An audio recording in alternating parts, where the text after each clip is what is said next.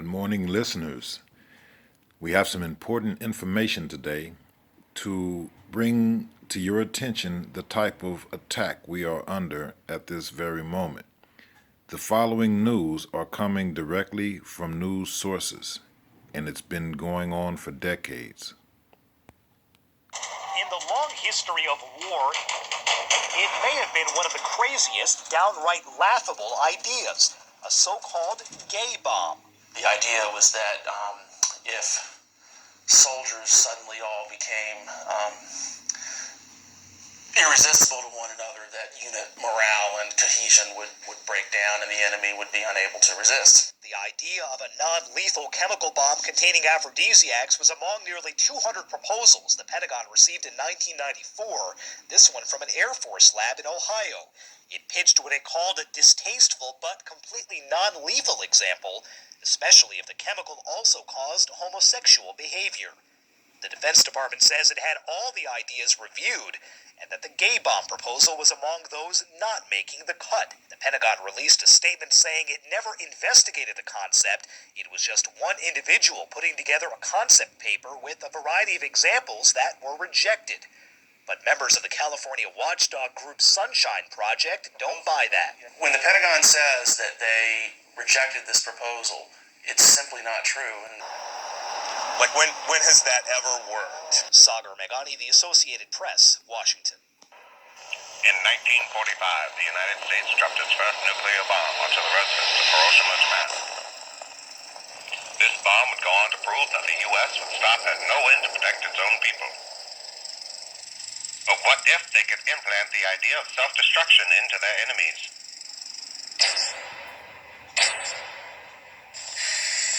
Beginning with the Korean War, the United States government sought out to do just that. The first gay bomb, Kim Seok-dik, was dropped onto the capital of North Korea in 1950. It was a major success. Even today, 70 years later, the country is feeling the fallout.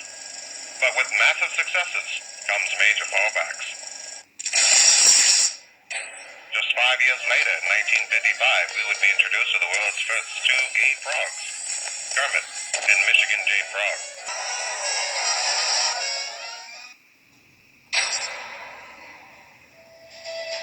The United States government inadvertently turned frogs gay and attempted to cover it up for 6 decades by orchestrating movements that would obscure the vision of the American people. In 2015, Alex Jones released documents proving that the government was behind the Armageddon of 1950 that we are still trying to recover from today.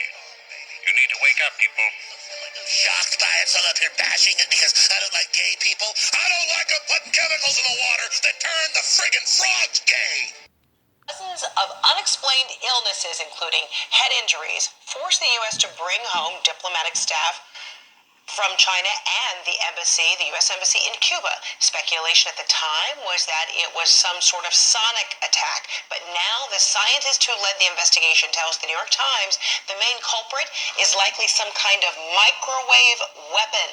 November 2016, right after the U.S. presidential election, and that is when U.S. diplomats based here in Havana said they begin to experience these really strange symptoms, often at night, sometimes while they're in bed, asleep, in their homes or their hotel rooms here in Cuba, and they said that they would feel nausea, hear loud sounds, hearing loss, but if they got up out of bed, if they left the room where they went, it would stop. If they walked back into where they had felt this incident, this attack as they described it, it would start again. So they felt that they were being targeted with some sort of mysterious beam of energy. Initially, they complained to Cuban authorities about what they felt they were being targeted with sonic weapons, and these are weapons that do exist, usually used for crowd control, but experts consulted by CNN at the time, said that sonic weapons really don't work like that. They don't usually cause someone to hear a noise, and they're much too large to be used in this capacity. Now we have scientists that have met and helped treat some of those diplomats coming out and saying that perhaps it's a microwave weapon. This is also a weapon, but much more portable, that shoots a beam of energy and can be pinpointed in the way these diplomats described both here in Cuba and in China, and that it can actually cause people to think they're hearing sounds, but this is just a symptom of this beam of energy that's being directed at people. Or who is adding any credence to that? There are a number of It's really fascinating stuff. There are a number of countries, including the former Soviet Union and now Russia, that have microwave weapon programs going back decades. There's some evidence that they've been used in other countries against U.S. diplomats. That this was a very active program the USSR had. Again, still no evidence that they were used here, hard evidence they were used in Cuba, but it seems to fit the scenario. Now, the Cuban officials here said we would never allow this to be used, but of course, in a country like Cuba, it's impossible to imagine that a third actor could come in and use these weapons without the Cuban officials knowing. They have allowed the FBI to come in. They have allowed Canadian investigators, because there's some Canadian diplomats that have complained of similar symptoms, and they've turned up nothing. But in a way, you read about these weapons and these weapons programs that did exist, and it's kind of the perfect weapon because it leaves no trace. My name is Andrew Kaufman. I'm a medical doctor and board-certified forensic psychiatrist. This pandemic is not a real medical pandemic.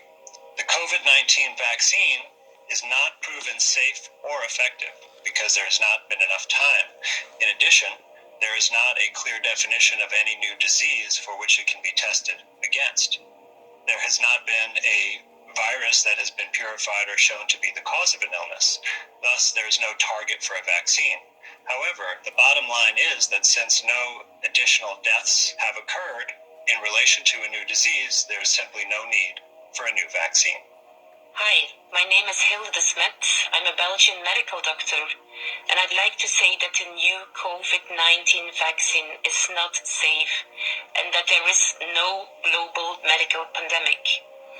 For almost 20 years, the pharmaceutical industry has been trying to develop corona vaccines, but never managed, because they saw in the animal trials that there were serious side effects, autoimmune disorders, when the animal was exposed to a new wild type.